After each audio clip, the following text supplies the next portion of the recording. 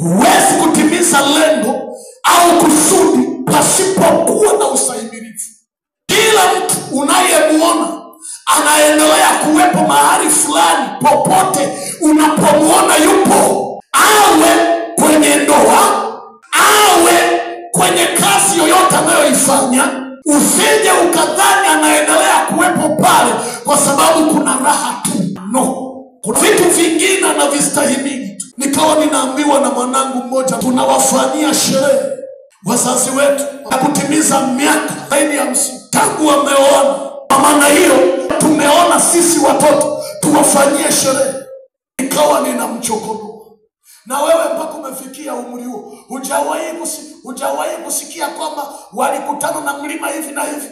Akasema mlima ulitokea, milima ipo. Hakuna mtu ambaye unamuona amedumu kwenye ndoa mpaka wanadheeshana na mume wake. Kufikia level hiyo, kuna ustahimilivu umehusika.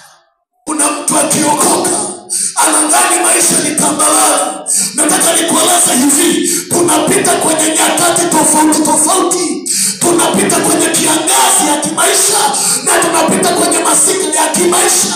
Kuna wakati mpaka unatia mashaka kama Yohana Mbatizaji, hivi ni huyu au ningemtarajia mwingine? Unaweza kumpigia Kristo kidogo makofi.